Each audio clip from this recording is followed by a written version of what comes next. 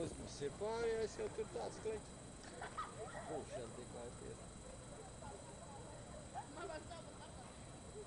Sil sev ūdens patīk.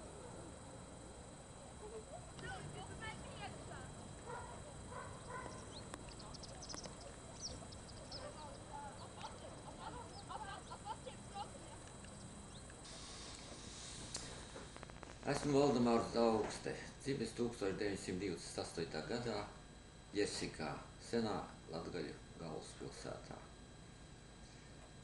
Mans tēvs bija dzelzceļa ceļa meistars un 1941. gada 14. jūnijā mūs izsūtīja uz Sibiriju.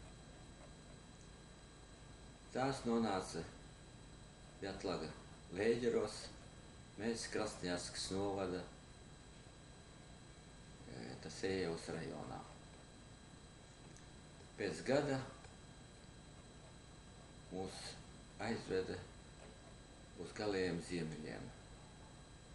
No Krasņaskas pilsētas apmēram kā 3000 kilometru. Tur es pavadīju 10 gadus. Mūsu ģimenē bijām 3. Māte, māsa, 5 gadu vecāka par mani un es. Tā piespiedlēja apstājas. Es negribu runāt par visu to ziemeļu dabu skarbumu, par visām tām grūtībām, par ciešanām, par pusbadu, par puspliku, par salšanu. Vispār jau, bet kas man visvairāk ziemeļos satrieca, bija tas, ka mūs izsēdināja 42. gadā tukšā vietā, kur krastmalā pat nebija pirksta garuma malkas, šķembas, lai varētu iekurināt ugunskura un sasildīt tēju.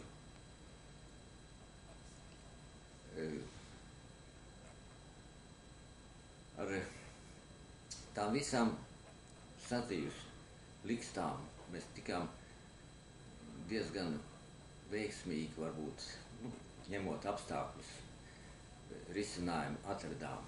Bet vistraģiskākais bija tas, ka katru rudeni, kad jūra ir melnā krāsā, debesis ir pilnīgi melna, tumsa, kaut kur vētra un aiziet pēdējais kuģītis. Un tu paliec tādā tumsā. Un zini, ka pēc 9 mēnešiem tikai parādīsies nākošais kuģis, un ka te 9 mēneši tev būs jāpavāda.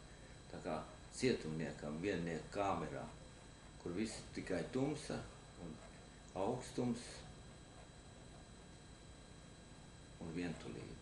Neskatoties, ka mēs bijām diezgan daudz cilvēku tur, bet tas psiholoģiskais, kā teikt, stāvoklis bija satriecošs. Un arī tagad jau ir pagājuši daudzi gadi no tā laika. Man ir priecīgākie Ziemassvētki, jo es zinu, ka ar Ziemassvētkiem sāk palikt diena, sāk gaisma nākt. Dienas būs garākas, gaismas vairāk. Un lai cik kas dīvaina nebūtu, es nepriecājos par Jāņiem, kad visas dzied un līksmo un līgo. Jo es zinu, ka Jāņos ir saulgrieži, diena paliks īsāka, nāks atkal virsū tumsa, un tas viss man atgādina tos gadus, kad es dzīvoju galējos ziemeļos, kur mēs 3 mēnešus gadā neredzējām sauli.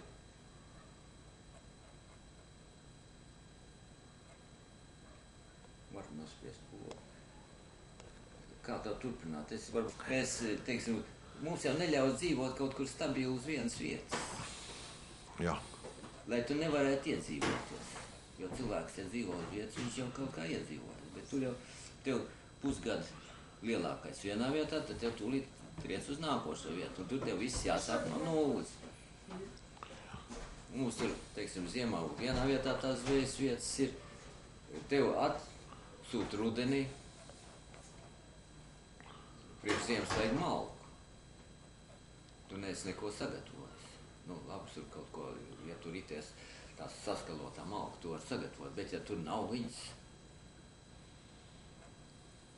ja tev ziemas vidū, kā vienreiz mūs paņēma un aizsūtīja uz citu punktu, kur malkas nav, kur tuvākās malku var atrast 18 kilometrus.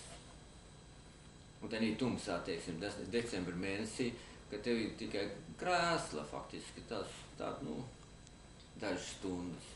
Tev jātiek 18 km tur, tev ir tā malka jāatrod, viņi ir ieputināti sniegā.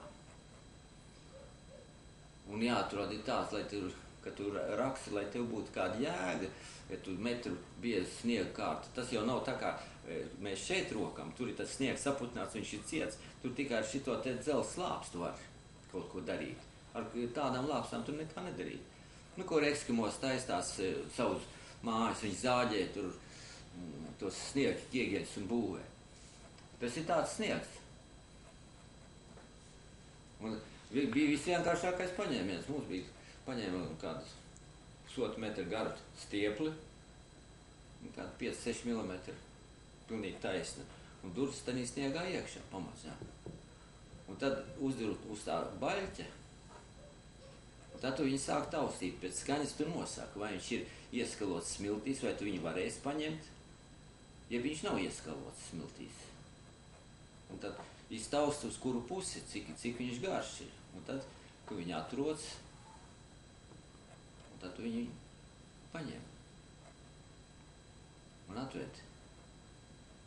Bet nedod Dievs, ja tu atradīsi, izraksi veselu tranšēju 5 metru garu, un tas gals tev ir iesals, nu jau izlaust nevar viņu. Viņš ir tā ieskalojies un ir piesals, kas ir cauri. Un tad viss tas darbs ir vējā. Un nākošais jābūt pietiekoši, nu teiksim, sausam, lai tu varētu pēc iespējas vairāk atvest. Nu, es teikšu atklāt, ka ja tā 18 km to nevar, bet mums bija 4 km mēs vedām. Nu tad apmēram 0,8 stērs malkas divatā var atvilkt. Bet tas ir tāda, jā, viņi ir daudz maz sausi un nevis tādi piemirkusi. Piemirkuši jau neko nevar, piemirkuši jau nedara turināšanā.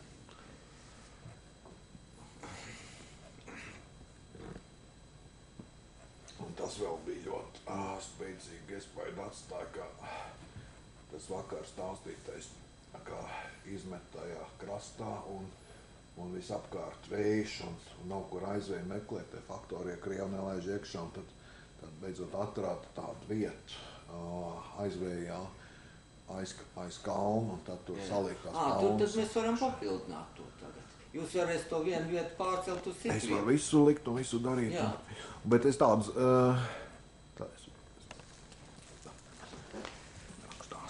42. gadā mūs aizved uz ziemeļiem. Mūs salādēja uz tādām baržām. Gāja vairākas karavānas. Un pa ceļam cilvēks Jeņisejas krastos izsēdināja, izlika. Un mēs palikām uz tās baržas, uz kuras mēs no 3000 cilvēku pēdējā apmēram 300. Mūs izsēdināja Dorofejevā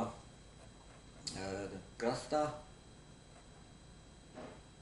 sāka izvest krastā, un mēs bijām starp tiem pirmajiem, kurus izsēdināja krastā. Bet tā kā sākās vētra, paspēja kādu 15 cilvēku, un tas kuģīts pacēla ēnkuru un pārgāja uz otru pusi 18 km uz nākošo, uz otru krastu, lai patvērtos no vētras. Un mēs palikām smilšainā krastā, kur nebija ne malkas, nevienas skaidrs, lai iekurtu uguni, sasildītu tēju. Tur bija gan faktorija, bet tur daži zvejnieki, Krievi, kas tur dzīvoja, tie nelaid mūsu tūmā nemaz. Mums bija nevienas laivas vecs nebija, zem kuras varētu patvērties, jo tās viss bija jau sen nokurinātas no tiem pašiem vietējiem Krieviem, kas tur dzīvoja. Un mēs meklējam patvērumu no vēja. Tad pagājām uz tundru, sameklējām ieplaku, kur mazāks vējš bija, no krasta nepūt mūsu virsū. Un tenī ieplakā sanesām mūsu pieticīgo iedzīvīti, uztaisījām tādu valni, pārklājām pāri segu, un tur saspiedušies mēs pavadījām pirmo dienu ziemeļos. Tundrā, uz sūnām. Visur apkārt pelēks, skarbums, neierasta daba, pie kuras mēs ieraudzījām pirmo reizi, kas ir nežēlīga savā skarbumā.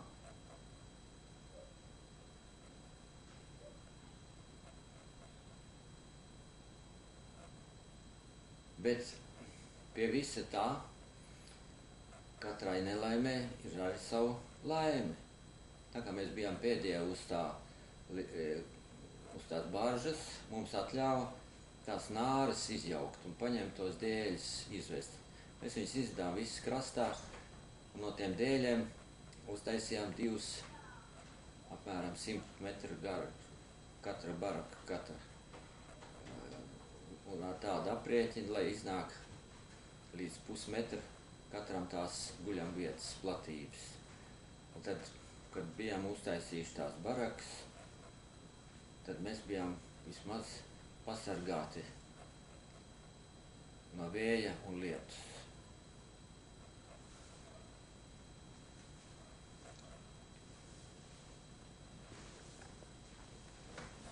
Pēc kāda laika atveda vienu baržu ar koku materiāliem, kas jau bija no igarkas, kas jau bija sagatavoti priekš tāda standarta māju būvēšanas.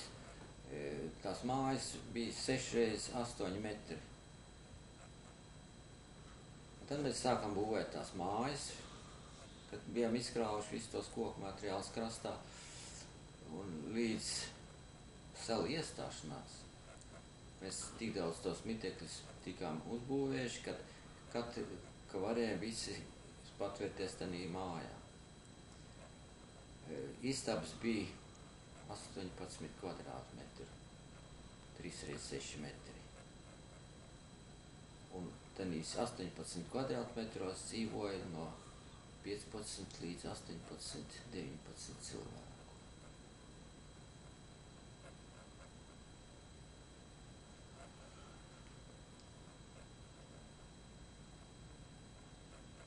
Stiklu, lai iestiklot logu, pietika tikai vienai rūtī. Pārējais tika aizsists ciet, bet ziemā jau tās rūtas nebija vajadzīgas nemaz, jo gaisma jau nenāca iekšā.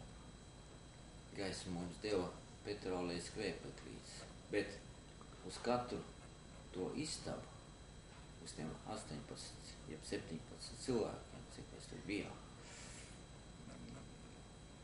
uz mēnesi deva puslitri petrolejas. Tad var iedomāties, cik taupīgi vajadzēja apieties, lai varētu vismaz gaismu būt pa to brītiņu, kamēr izvār tur kādu putru vai paēd. Un ja viens iededzinājās kādu kvēpeklīti stūrī, tad otrā stūrī to tūlīt momentā nodzēs. Taupīdams gaismu, jo pilnīgi pietika, ka tur kāds spīd, kaķi atstiņa.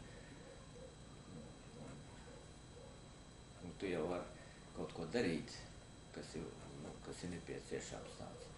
Ja nedarīt neko, tad brīdī iztikt.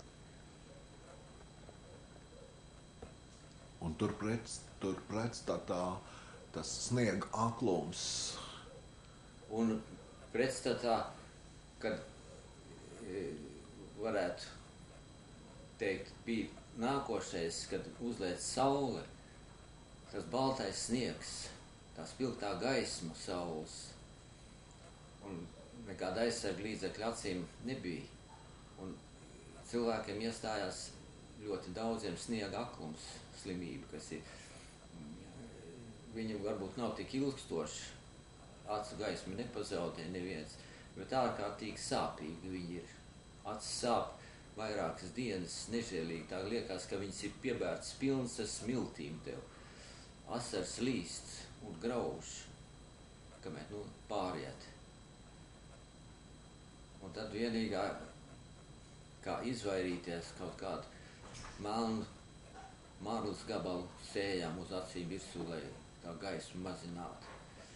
Un ja bija jāiet, tad kāds divatā, tad viens gāja pa priekšu, otrs no mugurpuses, lai vismaz būtu melns punkts, uz ko skatīties, uz tā cilvēku drēbēm, kas gāja priekšā, tā pamainoties, atpūtina acis.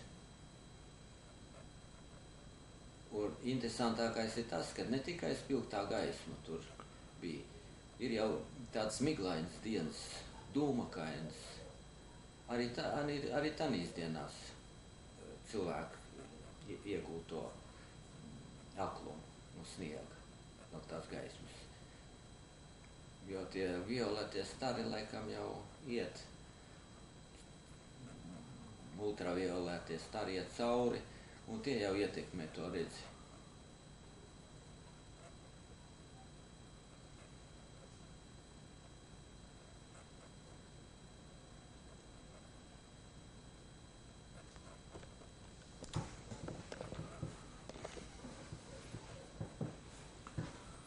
Pat to iešana tie 80 km bez nekāda.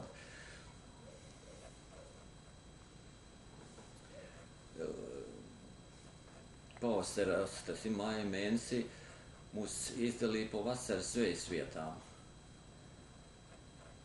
Un vienu pavasaru, tas laikam bija 49. gadā, mūs trīs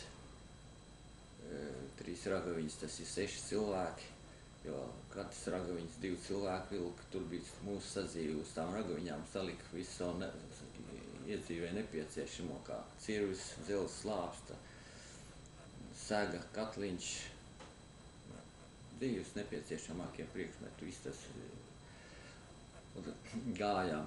Bet viss grūtākais bija šķērsot Jeņisejas grīvu, kura tenī vietā bija 80 km plata. Izejot no tā punkta, kur jāšķērso tie 80 km jānoiet, vienīgais pieturs gals bija sala, punkts bija salas gals, 5 km apmēram no krasta, un pa to 5 kilometriem mums vajadzēja iegūt geogrāfisko koordinātus, lai mēs varētu turpināt pārējo ceļa gabalu. Un noteicām pēc vēja virsiena. Tas ir, kad vējš sniegā sadzen tādas strīpas, sapūš. Ievērojot to leņķi pa 5 kilometriem, paiet tai salai garām, vēl, kamēr to salu varēja redzēt, vēl varēja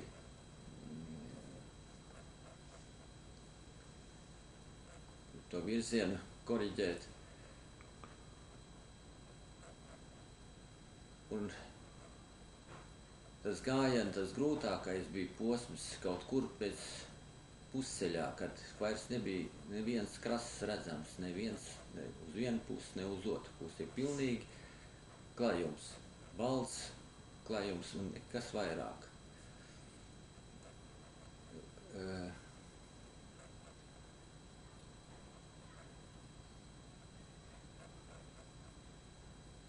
Un tā lielākā, varbūt, grūtība bija noturēt to virzienu, lai nepaietu mazliet pa labi, kaut pat dažiem grādiem, jo tas krasts bija jāaiziet uz vienu punktu, un ja noiet pa dažiem grādiem pa labi, tad aiziet taisnā ceļā Karas jūrā iekšā, kur nav nekur apdzīvotas vietas, nekas absolūti. Nu, un 80 km valkot apmēram smagumu, kas ir līdzīgs 70-80 kg smagumam, ar laiku jau cilvēks piekūst un nav jau iešana par cietu pamatu. Brīžam jau kājas iegrimst varbūt sprīži un vairāk. Un jāiet ir brienot pa to sniegu. Un līdz ar to jau cilvēks var nogurst. Bet, kad ieraug navigācijas torni, tad zini, ka tu esi izglābts, ka tu to sasniegsi, aizies līdz tai ciemošanas vietai, kur ir cilvēki, kur varēs atpūsties.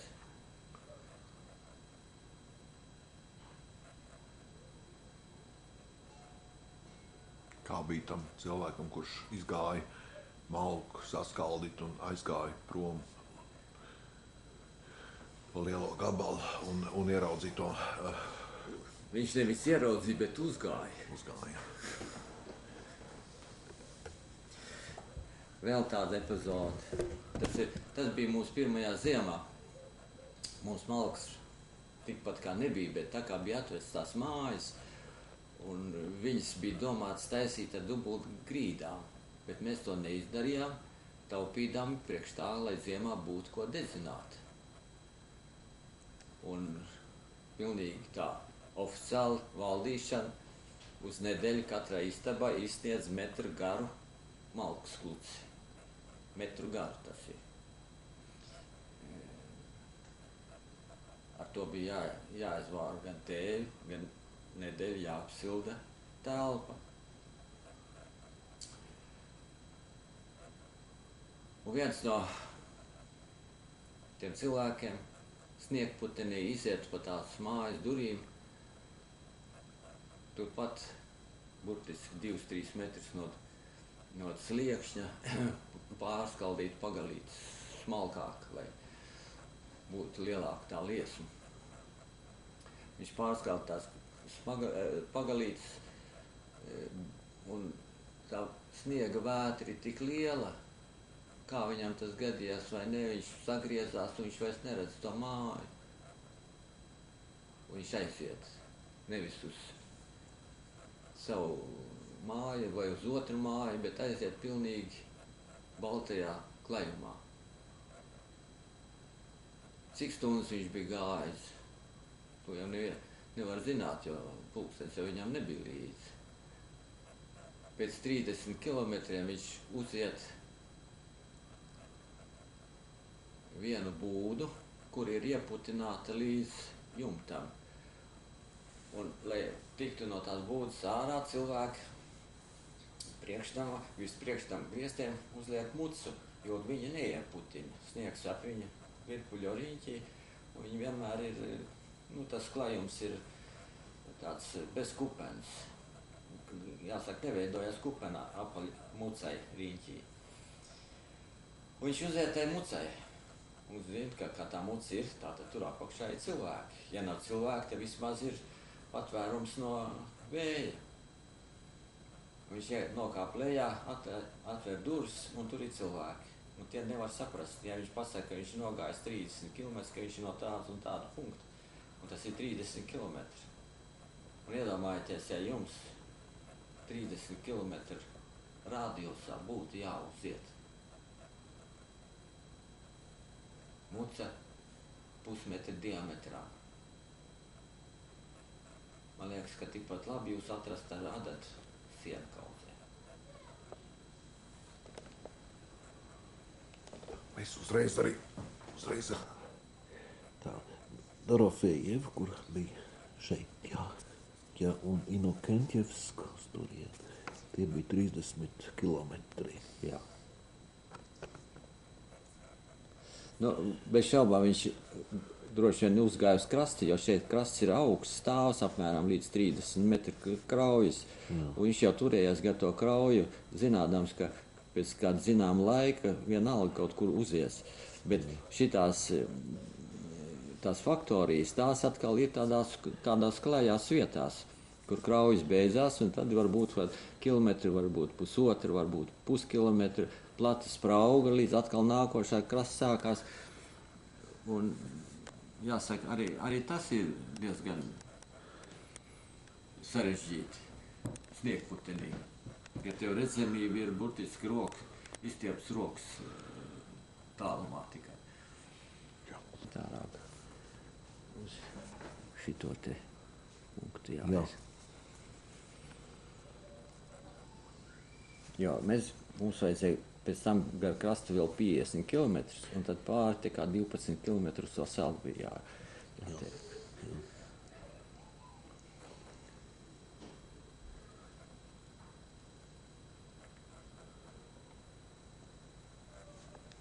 Nu, kas jāriskas vēl?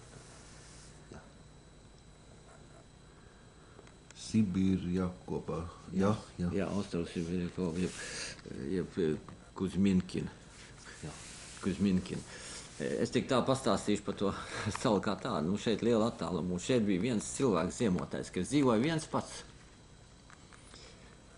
Mēs viņu kādreiz satikām un tāpat aprunājās. Šeit interesanti tas, ka te ziemeļbrieži dzīvoja cauri gadu. Viņi negāja, nemigrēja. Parasti jau viņi migrē uz ziemeļiem un uz dienvidiem iet uz Staigu ziemā. Te viņi nemigrē, te viņi dzīvoja. Viņš kā ziemotājs tur, tā sala diezgan liela, viņa kā 40 x 50 km, viņa nav tik maza nemaz. Viņš stāstīja par to dzīvi, kā viņš tur dzīvo un tā tālāk. Tad mēs viņam prasīja, bet kāpēc tu viens pats tur dzīvo? Viņš īsti kodolīgi atbildēja, tur nav padomu iekārtas.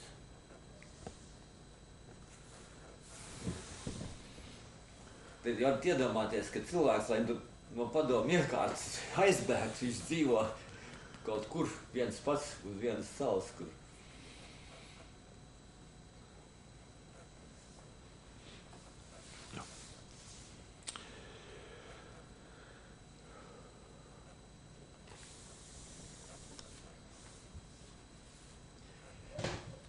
Rudenī mums vajadzēja kuģīt tikt atpakaļ uz ziemošanas vietām. Bet kuģītis kavējās un kavējās, un beigās jau sāk parādīties vižņi, kad atnāca mūs no tās salas paņēma projām. Mēs tur salika, tas kuģītis nebija liels, apmēram uz 100 tonu bruto celtspēja. Un uz tās mēs bijām kāds 100 cilvēki, gan kādi 30 suņi. Un uznāca pēkšņi, tas sals pieņēmās arvien spēcīgāk un spēcīgāk, un sals jau sasniedz kaut kur jau ap 25 grādi, un ūdens burtiski acu priekšā pārklājās ar ledu, arvien biezāku un biezāku. Kuģis savu gaitu sāk zaudēt, jau tā kā tas bija no koka. Ledus biezums jau sasniedz vietām 10 cm un vairāk. Laust viņš nespēja, un jau sāka kuģa apšūmu plēst dēļus nost. Vienīgā iespēja, ja kapteinis turpināt ceļu, tas kuģis pārzāģētos uz pusēm apakš, dabot lielu sūcu, viņš nokrimtu.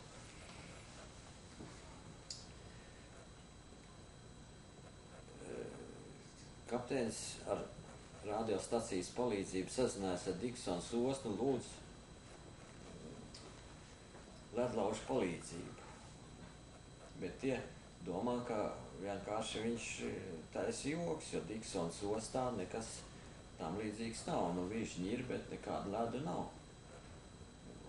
Tāda ledus kārtas uzsals uz ūdens. Bet pēc vairāk kārt atkārtotiem lūgumiem, beidzot ledlauzas Sibirjakovs izgāja mums pretīm. Bet, kad tika atklātā jūrā, kur jau bija sākuši veidoties leduskalni, višņu sanesumi, sablīvējumi. Pat ledlauzes nevarēja savā gaitā pilnīgi iet uz priekšu, bet vajadzēja ar ieskrējieniem laust sev ceļu. Tad viņi saprata, cik kritiskā stāvoklī mēs esam. Mūs sasniedz kaut kur pēc 3 dienas, jo mēs tur visu pavadījām visu tā laiku uz klājiem.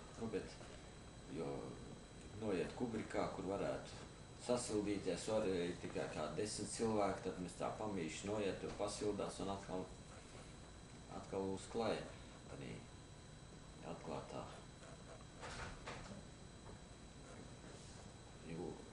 jūrā, teiksim, tā gaisā, visā dabas iespaidā, tādī salā.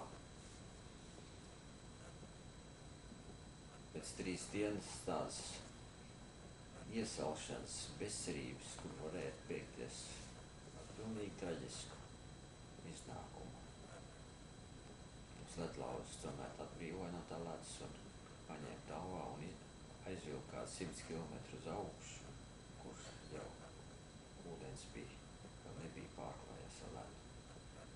Tā faktiski, laikam, mēs esam izglābušies no drūtas nāves. Jo, manuprāt, to krastu vispirms jau nezinu, uz kuru pusi iet, jo krasts nav redzams nekur. Būtu sasnieguši ļoti maz cilvēku.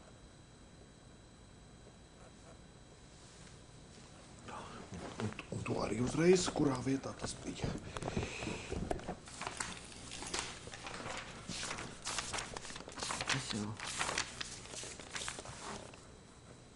Tas kaut kur varēja būt starp šitām te vietām, starp šitām salām. Jo mēs izbraucām no šejienes te kaut kur ap šito vietu. Uz salas bija šeit, ceļojums sākās no šīm salām, un tad viņš te kaut kur varēja būt. To ledus viesumu. Parasti tie priekšniecība jau vienmēr steidzina, lai ātrāk saliek tīklus un ķer tās zivs. Un ar vienu rudeni vēl ledus tikko sāk veidoties, tas ir novembra sākums, kaut kur ar 10. datumu. Viņš ir ļoti nestabils, jūra vēl nav aizsalus, viņi klejo, brīžiem ir tas ledus, brīžiem nav aizpeld, bet tu priekšniecība mums liek Dievs varat parādīt, To ziemu mēs pavadījām šī vietā. Šeit. Nu, priekšniecība izdomā, ka te tas līcis jau būs aizsals un nekur jau citur ledus neaizies prom un liek mums ielikt tos tīklus tur. No rīt vienu dienu mēs aizējām, saliekam tos tīklus, noskatām savus koordinātus, ap kuru vietu mēs esam. Tās parasti jau nosaka pēc krasta, pēc kādām pazīmēm krastā, jeb navigācijas kādu torņi, jo tie tur diezgan bieži bija priekš kuģošanas. Un tagad otrā dienā mēs atkal ejam. Paņēmuši tur tādus dēlīt līdz ajans, un meitenes atkal ar ragaviņām uzlikuši dažus tīklus, un mēs tā veiklāk domājam, kamēr viņas tur pienāks klāt, mēs iesim ātrāk, izvilksim jau virus, lai var ievilkt tos tīklus iekšā. Bet paiet kādu pāri kilometru no krasta, jau un tāda krāvuma ir. Bet tas jau, kā teikt, pilnīgi dabīgi, jo tas ledus tik plāns, tur viņš pakustās un ir pārējiem tiem krāvumiem pāri, un tālāk tas ledus ir pilnīgi gluds. Neviena, kā teikt, krāvumiņa, lai gan, kad mēs iepriekšējā dienā gājām, tur bija kaut kāda neliela tāda ledus krāvuma. Bet mēs nepadomājam. Un priekšā tāda redzama migla. Biezi ir. Un mēs tikai ejam uz priekšu, pēc meitenes ar tām ragaviņām, laikam tad pa tiem ledus krāvumiem, tik ātri netiek, viņas tur iekavējušās, mēs esam nogājuši apmēram kādu 800 m no tā pēdējā ledus krāvuma. Sākam skatīties, ka vajadzētu tā kā būt pēc tādu koordinātiem, bet nekas nav. Ko vakar bijām ielikuši tos tīklus. Bet priekšā tāda migla, vai iesim vēl tuvāk. Varbūt miglas dēļ mēs neredzam.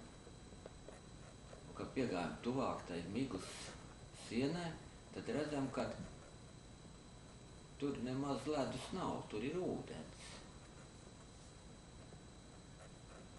Līdz mums bija verga, un es ar to vergu uzsit uz tā ledus. Un tas ledus ir pirksta biezumā. Izrādās, ka pa nakti viss tas biezais ledus ir aizgājis, kas bija kā 10 cm. Un pa nakti ir uzsalas tikai pirksta biezumā ledus slānis. Ar steigu jātiek ir atpakaļ, kamēr vēl citi nav uzgājuši virsū. Un blakus arī nedrīkst. Mēs viens no otru kā 20 soļi paralēli to dēlīt stiepdam, gājām uz krasta pusi, jo ielūšanas gadījumā tur neviens nebūtu mūs izglābis. Arī tas otrs nevarētu neko līdzēt daudz. Un jāsaka, ka laikam jau, kad cilvēkam nav lemts noslīgt, viņš jau nenoslīgs. Un pa laimi tās meitenes ar tām ragaviņām nebija uz tā plānā ledus uzgājuši virsū, jo viņām vēl papildus smagums, viņas varēja mierīgi ielūst iekšā.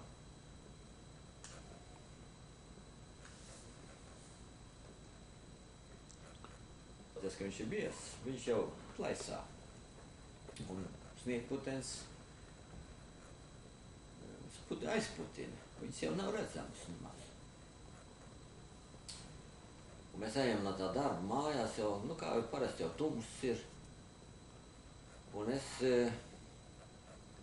iekrītu tanī plaisā iekšā. Bet atkal laimīgi, kā tiek krītoties izpēt tās rokas,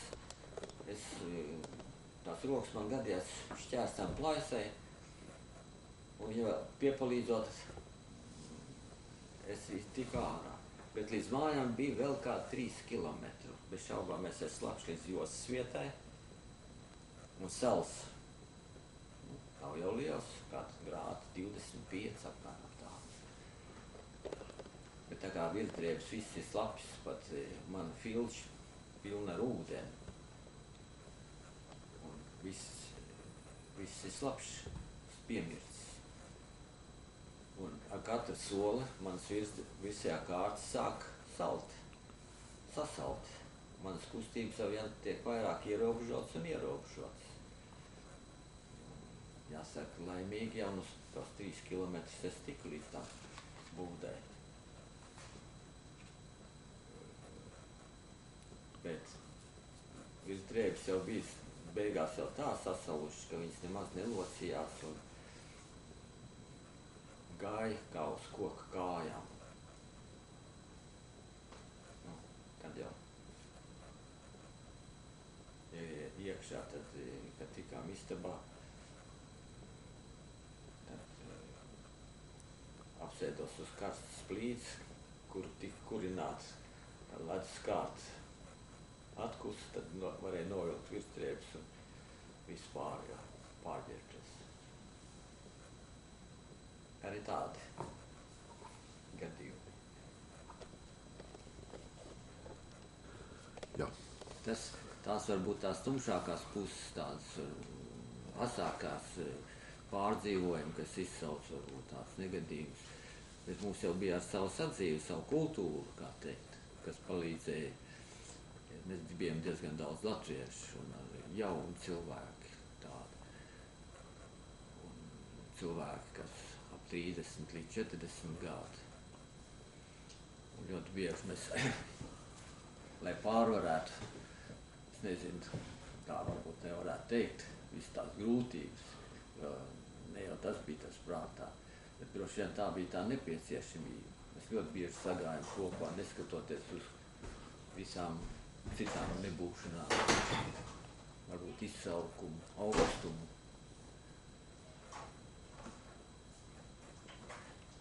Bieži vakaros sagājuši, mēs dziedājam ļoti daudz. Es nekad mūžā neesmu tik daudz dziedājis, kā tad ziemeļos. Cilvēki bija dažādi izglītība, dažādas kultūras līmeņiem, varētu teikt, kas varēja daudz kaut ko pastāstīt. Bija tāda Alma Hasmana, kas stāstīja filmas mums, cik viņa atbild tām īstenībā, bet viņai bija ļoti laba fantāzija, un viņa tā varēja stāstīt stundām, bet vai tā filma tā bija tāda vai ne, to bija grūti pateikt. Viens otrs, kas bija redzējis, to saka, tur jau apmēram pusi ir citas fantāzijas, bet, galvenais jau ir tas, ka cilvēks māk otram laiku kavēt, un visi klausās ar interesi. Tāpat bija pieejams dažas grāmatas, piemēram, Dantes dievišķajā komēdija, ko mēs tikām izlasījuši, un tur bija tās ilustrācijas. Mēs teicām, ka visi tie Ēles loki, ja jūs kāds esat to lasījuši un redzējuši tās ilustrācijas, tad tā fantāzija, kas bija Dantēm, no realitātes ir ļoti tālu. Tā realitāte dzīvē Elle ir daudz briesmīgāk nekā uzrakstīt. Nākošais, ko es tiku izlasījis un kas mums bija dabonam, bija Fausts.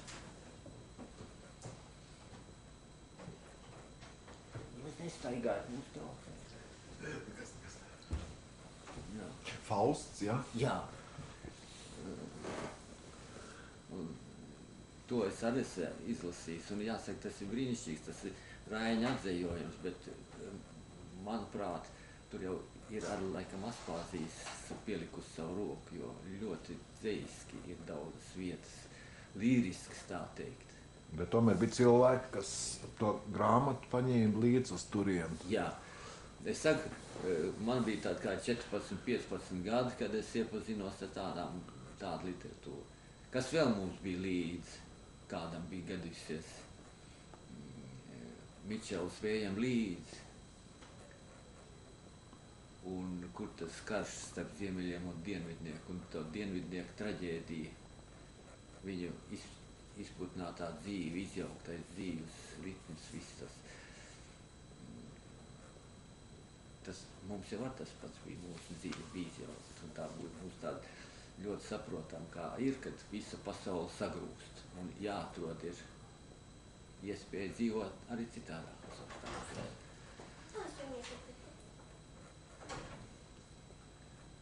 Bez šaubām vēl jau kāda grāmata bija, bet,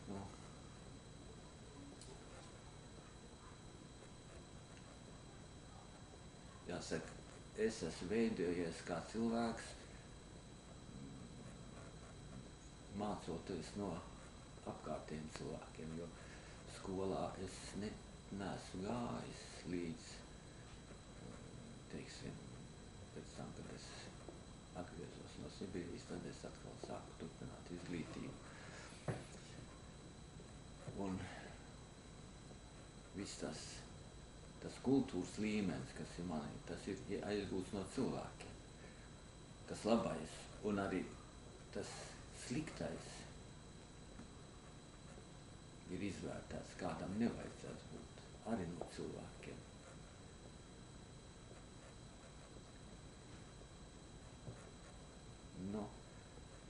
Noslēdz.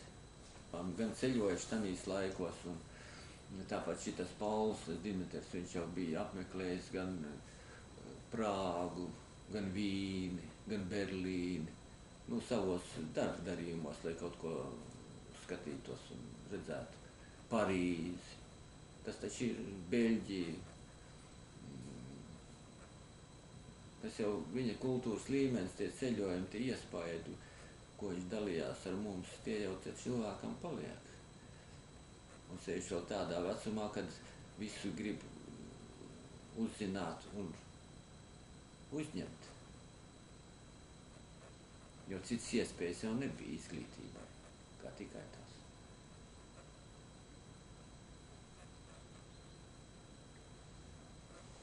Tāpat bieži mēs sagājam kopā, daudz dziedājām.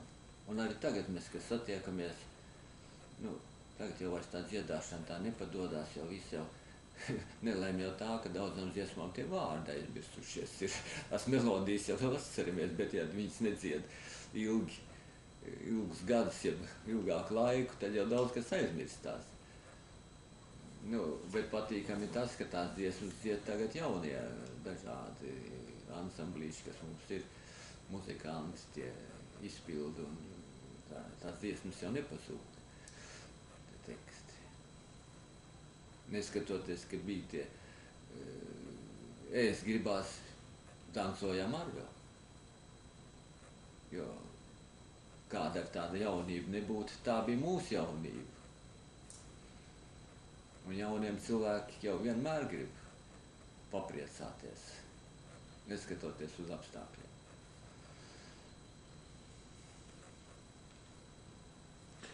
Vēl varētu par to mūžīgo izsalkumu, par tām sajūtām.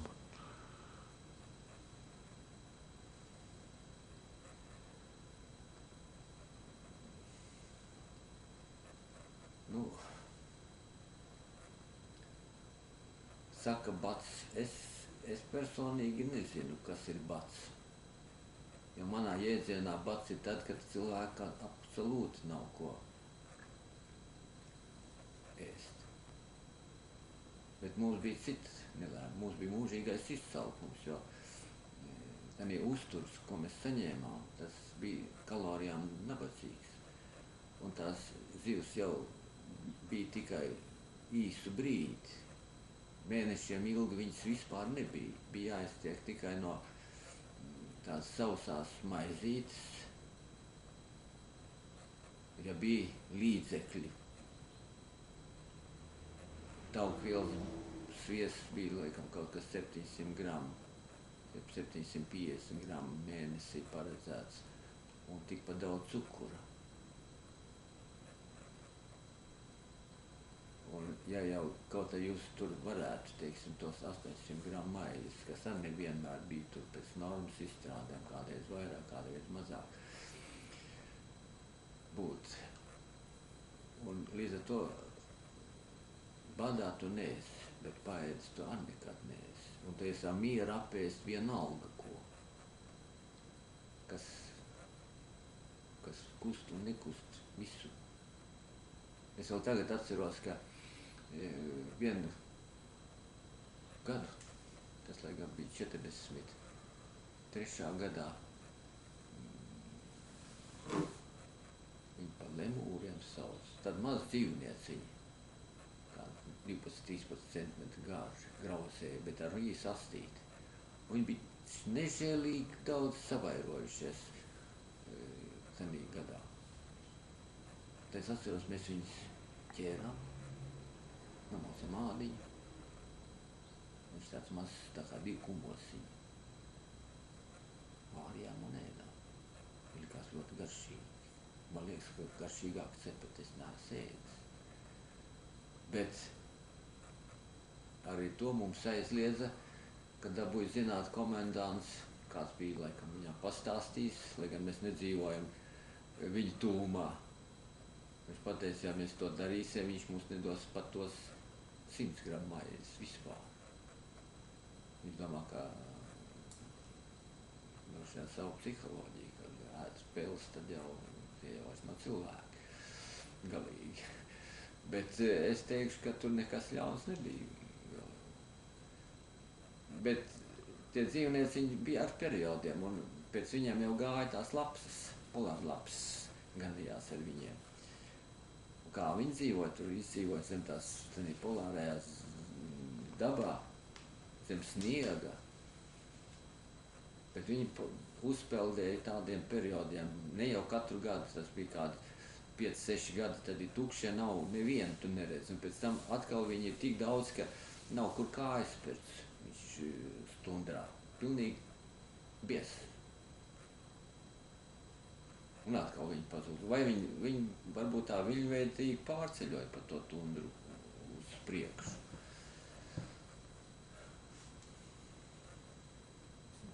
Tas tā dīvaini liekas, ka aizliedz šitādas lietas ēst. Es tā nevaru saprast. Vai viņš nezināja, ko nozīmē izsalkums? Vai tas cilvēks nezināja? Viņš komendants, viņš jau bija paēdis. Droši vien nezināja, ko tas nozīmē. Jā.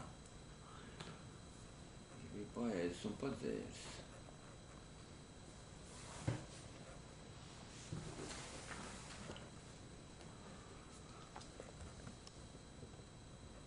Briesmīga. Gan guļot, ejot, gan ceļoties augšā. Lai cik tas dīvaini nebūtu, lai remdinātu to izsalkumu, mēs ļoti daudz runājam par ēšanu, par dažādiem ēdieniem, kur vajadzētu pilnīgi pretējo. Un zinu, ka izstāst labi recepti, garšīgi kūku un kā tas garšoja visām tām niansēm, kad tev kāds pastāsta, tad liekas, ka tu tiešām esi to apēdis. Un liekas, ka uz to brīdi tev tas izsalkums ir mazāks.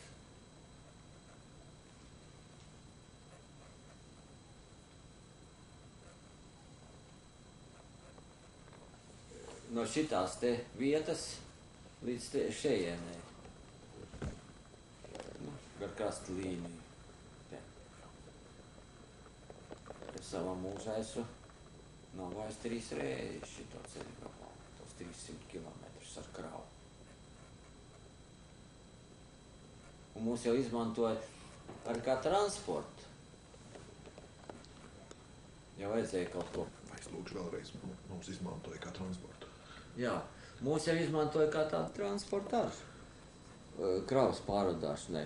Piemēram, šito ceļu posmu no šejienes te, tas ir 300 kilometru. Es esmu savā mūžā 3 reizes nogājis, velkot apmēram ragaviņas uz kādu 60-70 kg smagumā. Un ne jau es viens, tā mūs tur šitie uzraksti, kas šeit ir tie punkti, tur visur tika pavasari izmitināti, uz vasaras sezonu izmitināti cilvēki strādāšanai. Un pa ziemu tā viņas mitināja, te bija tas centrs, šeit tas centrs bija, šeit. No viss šitā vieta viņi gāja uz turienes pavasari. Tas ir pavasarī aizgāja, rudenī gan viņas atveda kuģi atpakaļ, jo rudenī nebija jāiet.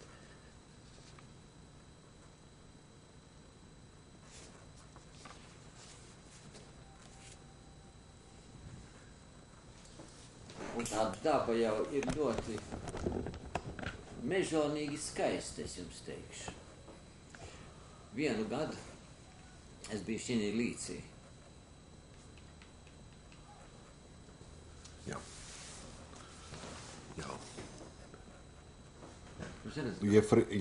Jefremov. Jefremov kāmeģi, jā. Šī te līcī, Buhta Jefremov. Jā. Un šitas atkal Bražņikova, Bražņikova, Slobodskaja Buhta.